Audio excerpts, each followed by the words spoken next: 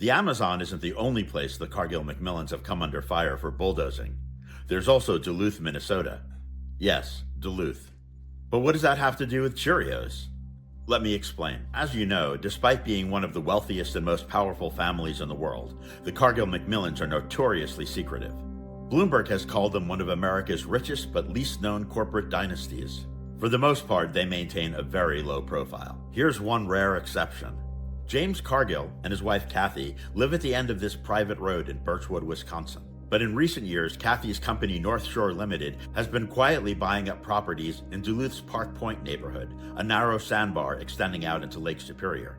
Often paying up to twice the market value, she's acquired 20 homes so far and bulldozed them.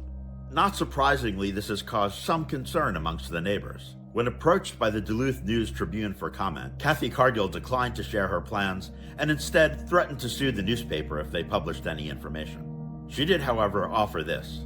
The homes that she purchased were, in her words, pieces of crap, and she wouldn't live in any of them. After months of growing unease, Duluth's mayor, Roger Reinhardt, sent a letter to Kathy seeking clarity on her plans and asking for a meeting. In the letter, he made clear that he respected her right to buy the properties, but also voiced the community concerns. Many in my community have questions about the intent and purpose of these purchases, the mayor wrote, especially where property has been torn down and land left vacant, or where purchased homes are now empty. The story soon gained national attention, and the Wall Street Journal reached out for an interview. For the first time, Kathy responded. In the interview, Cargill said that she had plans to build homes for relatives, open a coffee shop, fund improvements to city parkland, and create pickleball, basketball, and hockey courts for the community. But now, citing the mayor's letter, media coverage, and online criticism, she was taking her ball and going home. The good plans that I have down there for beautifying, updating, and fixing up Park Point Park and putting in those sports courts? Forget it, she told the publication. There's another community out there with more welcoming people than that small-minded community, she said.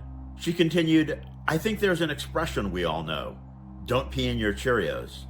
Well, the mayor kind of peed in his Cheerios right there, and I'm definitely not doing anything to benefit that community. For the record, that's not an actual expression.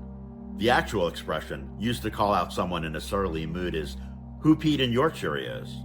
Who peed in your Cheerios? In an inspiring response to Kathy's comments, local residents launched the Duluth Cheerios Challenge, encouraging donations of Cheerios and other breakfast cereals to local food shelves. Within a week, the initiative had gathered over 800 boxes of cereal and raised over $50,000. As a family that spent a great deal of energy and time securing their anonymity, I hardly think this is what the Cargill McMillans want to be remembered for. It kind of seems like Kathy's peed in their collective Cheerios. This week I traveled to James and Kathy's home in Birchwood, Wisconsin, and left them one of the posters I've left for each family member, asking them, in a message crafted by indigenous people from the ashes of forests burnt to make way for soy plantations, to reconsider their actions, to stop the destruction. Maybe the Cargill McMillans will have a change of heart, and be remembered as the family that started restoring and replanting already degraded land instead of bulldozing the Amazon and Duluth.